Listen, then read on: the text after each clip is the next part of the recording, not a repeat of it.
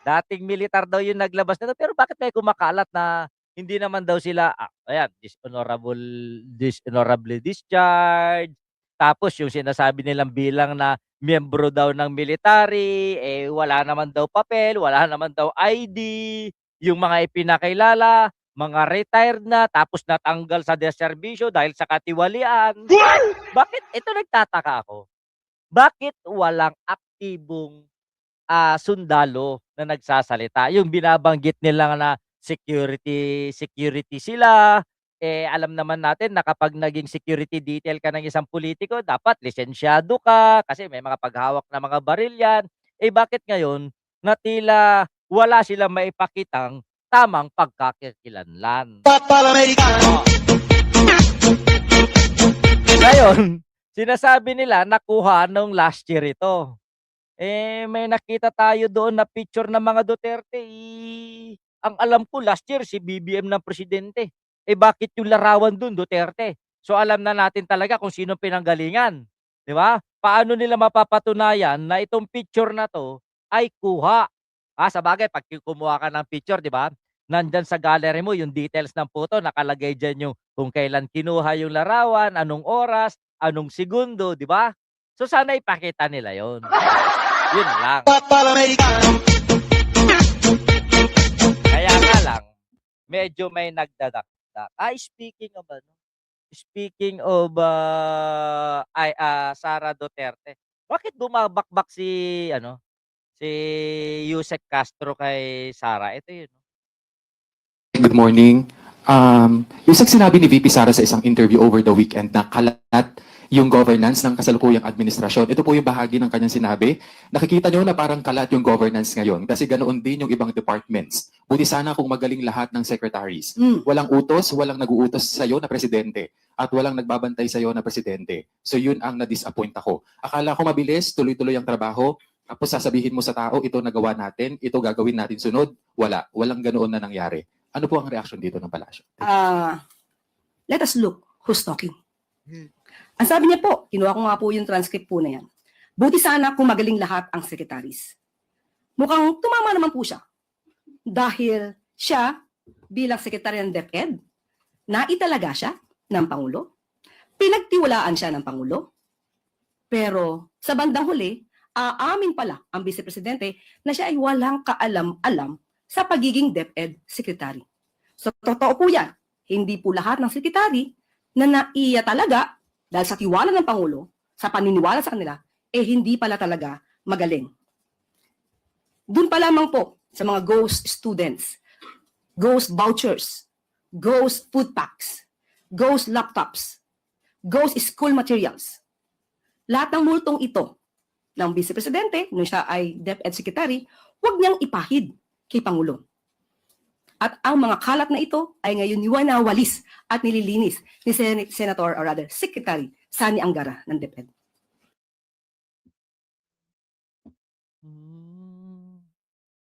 Hindi daw magaling si Sara.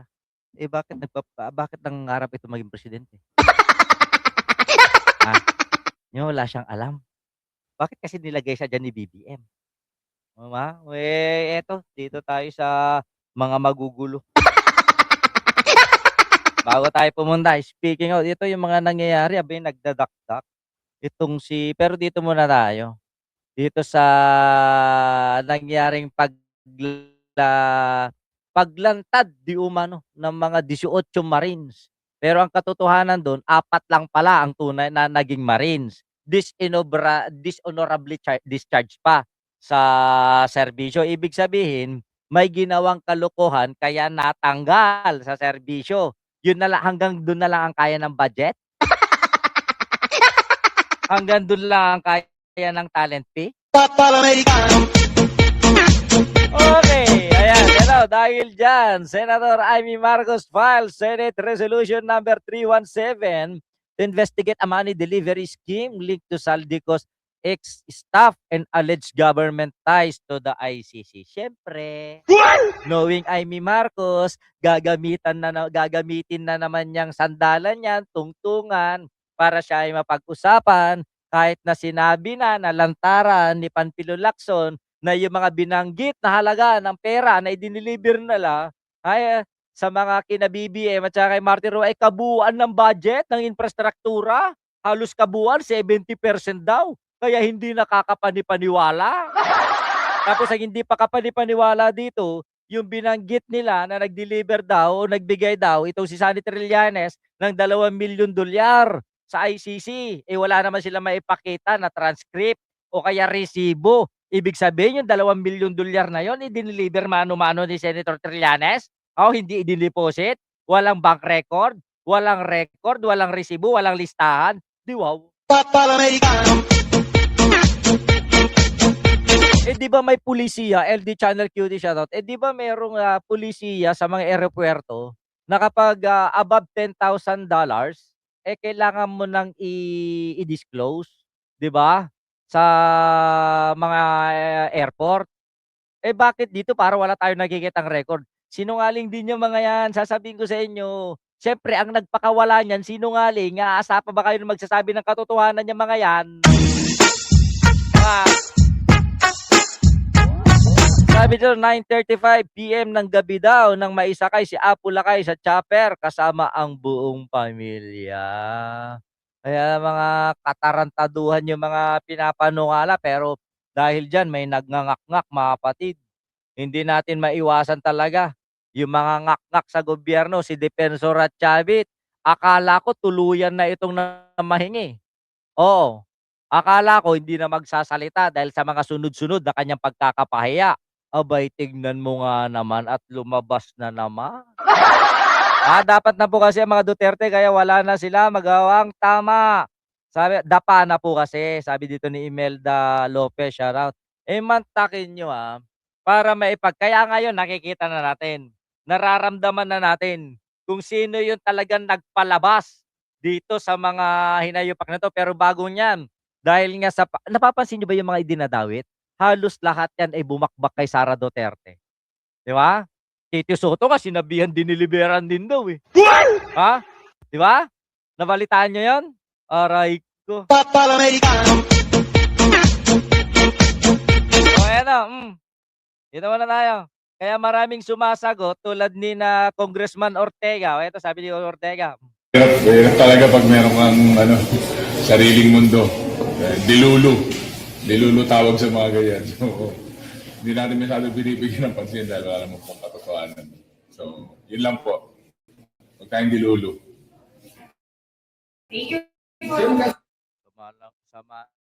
Sama ng tabas ng dila nito si Congressman Ortega. Sinasabi lulo si Chavit. Eh no? Si Chavit delulo. Lolo. Delulo. Ito si Chavit. Mahilig magjakul. Tinitira niya si Chavit. Itong si Ortega talaga wala kang galang sa matanda sa Ilocos Sur, katabing probinsya mo pa yan. Wala dilulo daw yung mga Marines. Kasama sa dinawit yung Quadcom. Tama, di ba? O eto, si Chavit nag-iingay, maiksi lang to mga kapatid. O ayan, yan. Liwanag po rito na sinisiraan ngayon itong mga bayani natin na lumabas. Ang inang yan, bayani, mga sinungaling. Bayani. Bayani daw yung walang mapanindigan. O, tignan natin. Sabi nga dito, Sen, baka raw hanapan siya ng pera ni Ma'am Helen. At iniimbestigahan yung hindi raw maganda ang pag-retire nila. Ang imbestigahan nila yung Commander-in-Chief.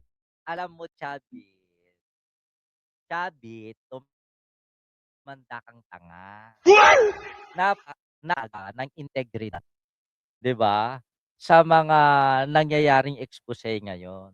Lalong-lalo na paano ba naman paniniwalaan kung alam mong tiwalag sa serbisyo, gumawa ng katarantaduhan, 'di ba? Sanay sa kasinungalingan. Paniniwalaan mo pa ba? Kaya kailangan pag kumuha ka ng testigo mo, Chavit, yung hindi kasing bobo at gago mo, ganun lang 'yun. 'Di ba? Eh ako nga kahit na Chavit yan, ilang beses na naging gobernador doon. Putang ina, sa tabas pala ng pagmumukha, kay hirap ng paniwalaan. Di ba? Wag mo nang antayin magsalita yan kasi hindi bubuka ng bibig niya na magsasabi ng totoo. Puro kasinungalingan ang lalabas lang sa bunganga nito. Sabi, wag daw imbestigahan yung mga tao. Wag daw kilalanin. Basta pakinggan na lang. Ay, bubo. na magnanakaw. Hmm. Dapat yun ang imbestigahan. Nagsalita yung hindi magnanakaw. Magnanakaw sa taas yun. Yung butig magnanakaw yun. Ang inang yung butigi na yan. Di pa mahulog kasi. Nang tuluyan ng mabagok ang ulo. Diba? Commander-in-Chief. Matagal na ito. Bakit hindi nila ma-solve? Dahil ang problema, sila ang problema. Sila magpinsan ng problema. Hinahamon ko ulit, Bongbong Marcos, imbestigahan mo yung pinsan mo, ubos kayo lahat.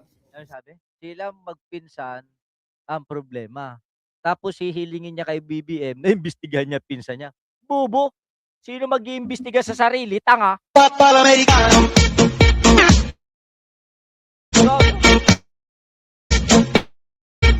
Marami ring mga katiwaan noong panahon ni Digong. Bakit di nagsasalita si Chavit? Kasi napamulmulan tinigusyo ng kwarta nilaglag. Ganon talaga. Pag nasapalang ka ng pera, maraming negosyo sa gobyerno, tahimik ka. Di ba, Chavit? Chavit! Ay, kinantong Chavit na to. Di ba? Kung magsalita si Chavit, kay linis-linis ng pagkatao. Pero alam naman natin na gambling lord. Kung magsalita si Chavit, parang kay linis-linis ng mga anak, walang involved sa droga. Sino na nga ulit yung anak niya nakulong sa Hong Kong? Na nahulihan ng mga kokaina. Sino na yon? Naging congressman pa yun, di ba?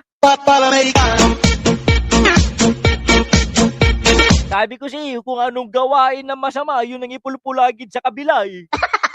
Di ba? Sa dinami-dami ng binabanggit ni Chavit, katiwalian, magnanakaw, bakit wala akong nakikitang ebidensya, Chavit? Pinang-ina naman. Bakit kailangan mo pa gumamit ng mga sinasabi mo, mga retired Marines, mga 18 Marines, kung pwedeng ikaw na magpakita, di ba? Hindi kaya ng dibdib. Imelda Castro, shoutout. Hindi kaya ng tite. Hindi. Hanggang mukha nga lang. Yun lang. Yun lang. Arvin G. Vlog, shoutout. Sino ba yung mga nandito? Si Imelda Castro, Ma'am Sensyang, Bunget, Melita Opos, may naniniwala pa sa kanila, kampo ng mga Duterte. Ilang, mga 10 na lang. Pang-10 yung sarili ni Chavit.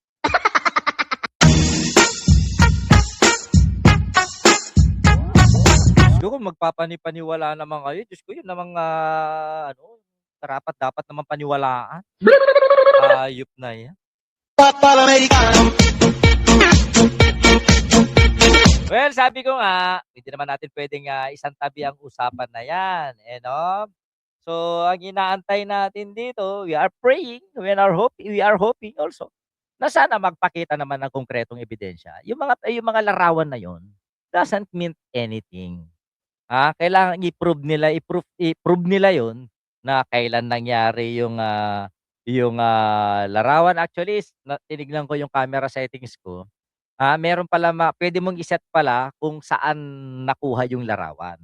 Kompleto, date, oras, no, kompleto. Sana ipakita nila yan.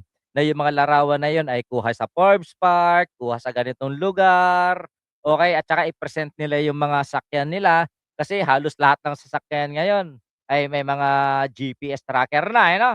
Nagre-rehistro na kung saan napunta. So, sana ipakita yun ng grupo ni Chavit at saka ni Mike Defensor. Kasi kung hindi nila mapapatunayan yun, putang ina, sa kakapalan ng muka. Sabi ko sa inyo, ang nagbida-bida ngayon sa lipunan, yung mga makakapal ang muka tulad ni Chavit. Edited pa yung maleta, sabi dito ni Ma'am Betty, hindi na ako nagtataka, pati pagmumukha nito matandang to, edited. AI generated ang kupal. Di ba? Pati utak nito, AI. Hindi to malino.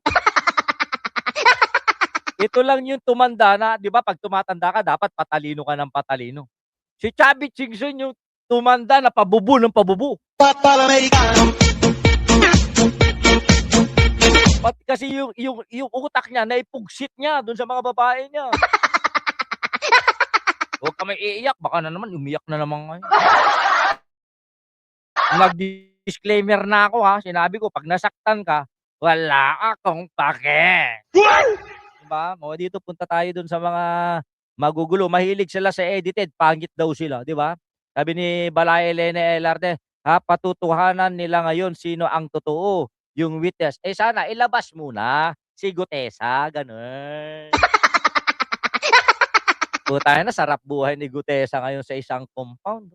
Matapos niyang linlangin, lokohin ang sambayanang Pilipino, tapos ngayon nakahilata na lang si Gutesa, 'di ba? Kumpleto abasto mula sa grupo nila Mike Defensor at ni Chavit, magsinungaling ka ng isang araw, buong buhay kang sagana. Kaya maraming nag-a-aspire na magsinungaling dahil nga ay bumabaha ang kwarta.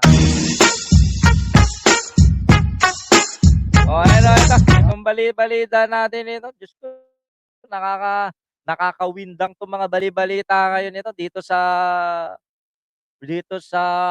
pero ito nagsalita naman ang, pamunuan ng, Marines. Eto mga kapatid, nagbigay siya ng, na to all Marines, dahil lakihan natin, hindi ko na makita dahil natatakpan nung mga ano, natatakpan. Sabi dito, reiterating our time-honored Marine, and other question strong ay papaimbestigahan daw, yun yung narinig ko. Papaimbestigahan daw ng AFP at itadaan sa profiling yung mga tao ni Chavit. Yun lang. Okay. Sabi dito, baka salamat sa stem cell therapy. May pera, 'di ba? Kaya naman niya 'yan. Kaya lang, yung stem cell na itinurok sa kanya is galing yata kay Pinocchio. Oo, na sa tuwing nagsisinungaling si Pinocchio, 'di ba, humahaba ilong, 'di ba? Baka Chavit, kapag tuwing nagsisinungaling si Chavit, humahaba titi. Yun lang. Lalo po silang nawiwindang sir 'pag naumpisan na po ang impeachment ni Inday Lustay. Pero ano po ba, tignan mo dati-dati gumagawa sila ng kasinungalingan, dumadami yung tao sa rally. Pero ngayon, umabot ba sa 30,000 na ipinangako nila yung tao sa rally? Mukhang wala. Ibig sabihin niyan sawa na ang tao. Ibig sabihin niyan napagod na ang tao sa mga panloloko ng mga rally-rally na 'yan. Gano'n na lang 'yun, dito na tayo. Sige na, balita rin 'to ngayon mga kapatid. Yung usapin o balita na kinakasangkutan ni Bulacan Governor, Dan